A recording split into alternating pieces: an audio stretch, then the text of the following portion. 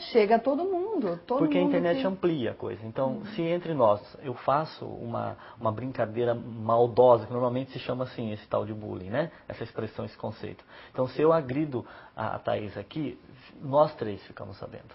Né? E acabou, porque foi agora. No caso da internet, a partir do momento que eu crio uma comunidade, né, nossa, o ofendendo, é mundial. agredindo, então isso amplia o número de pessoas que vai ter acesso a isso e a duração. Né? Porque não vai ser cancelado, então não é momentâneo nem instantâneo. Então é muito sério. Daqui a pouco, logo após o intervalo, nós voltamos falando sobre bullying. É já já.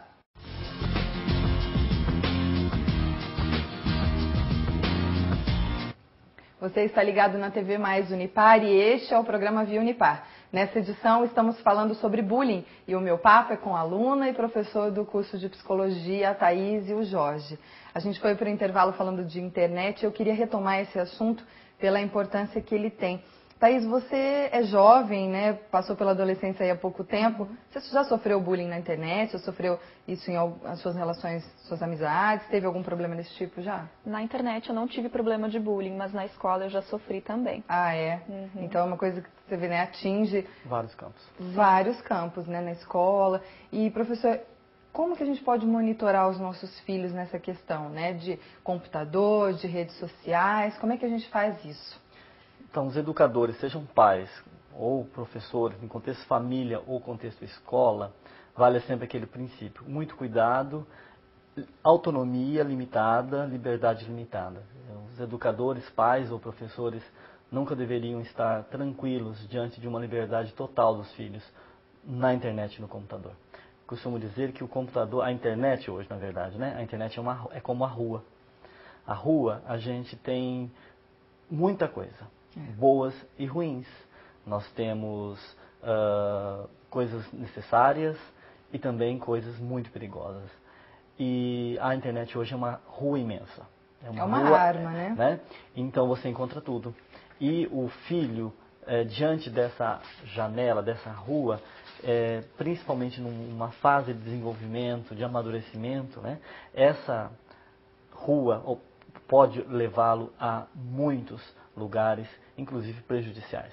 Então, monitorar o computador em um local da casa, de trânsito, né, que o pai ou a mãe possa, não aquela rigidez, aquela fiscalização plena e total, mas sempre atento. Então, atenção, cuidado ao que o filho está fazendo no computador, sempre vinculado à idade, e também nas escolas, né, em salas de laboratórios de informática, onde existem computadores acessados à internet, sempre algum cuidado. O princípio deve começar no lar mesmo, né, Sim. professor?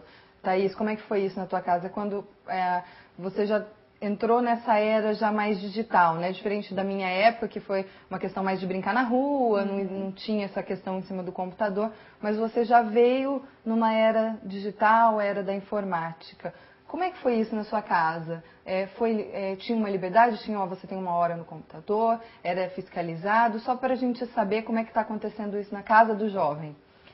Na verdade, a internet ela é de acesso livre, né? Então, os pais realmente têm dificuldade para dar essa limitação para os seus filhos. Na minha casa, não tinha uma limitação muito grande. Então, eles também não tinham muito tempo para ficar fiscalizando o que eu estava fazendo na internet. Então, acredito que esse seja um problema comum, né, de todos.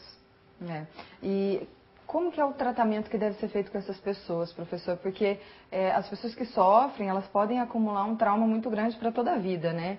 Esse tratamento deve ser iniciado no princípio da agressão, depois que ela passa pela agressão por completo. Como que deve ser isso? Olha, o cuidado com o bullying, ele inicia mesmo antes do fenômeno, né? Com prevenção. Né, com muita atenção, então, em ambientes, no caso a escola, que é um dos que mais há incidência do bullying, né, é necessário esse trabalho preventivo de conscientização, e o fenômeno do bullying está ligado ao desrespeito ao diferente. Né, As pessoas que têm características diferentes são as que mais sofrem. Então, entre aspas, né, o gordinho, sabe? Negro. O negro, o magrinho. Então, as diferenças saltam. Então, em contextos onde existem essas diferenças, né, e elas não são respeitadas, então o trabalho inicial de prevenção está em conscientização, né, do respeito ao diferente.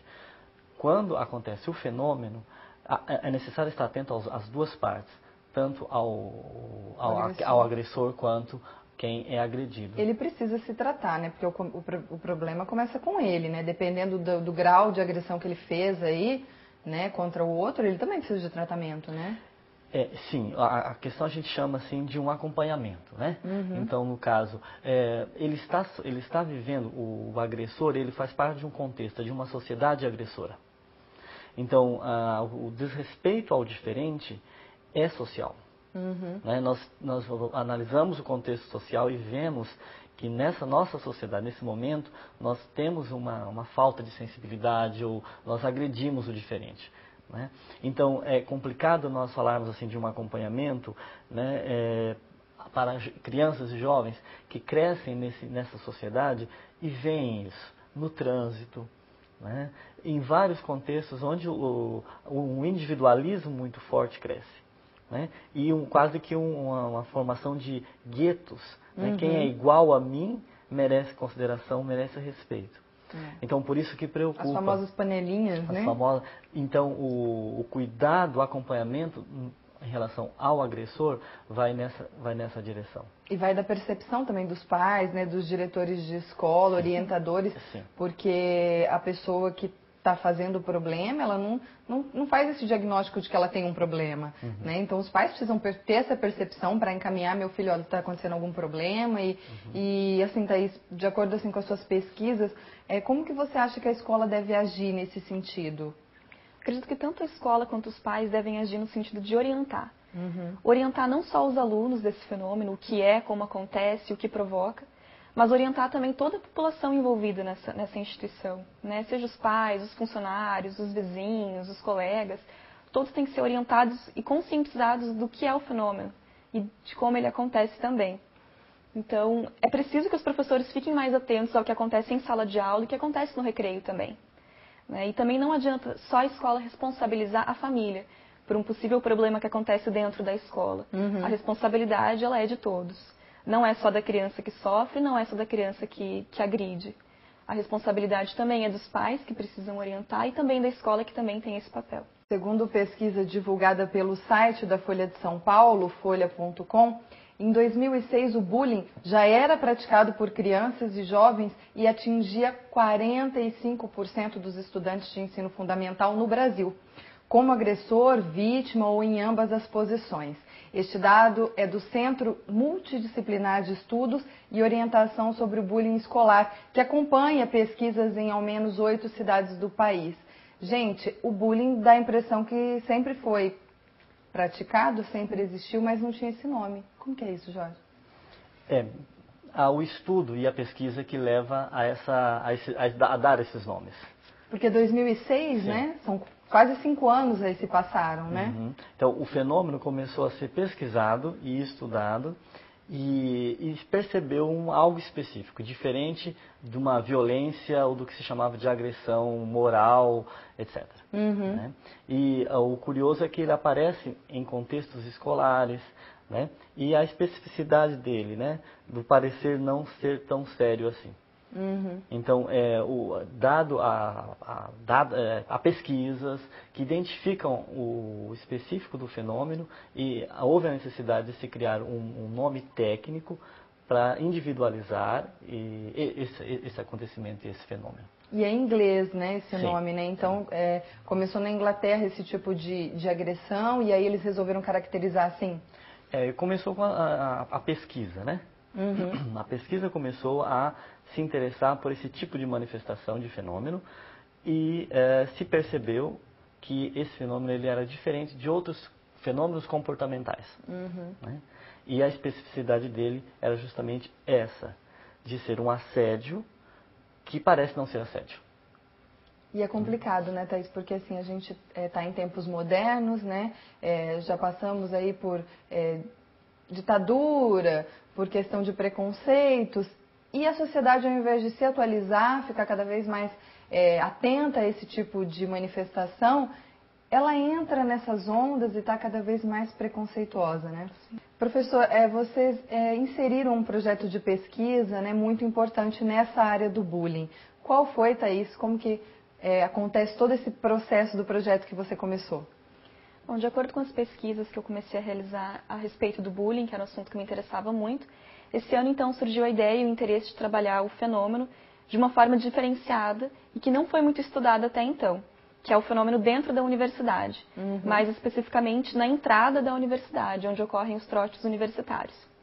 E aí então, com a ajuda do professor Jorge, nós escrevemos um projeto e enviamos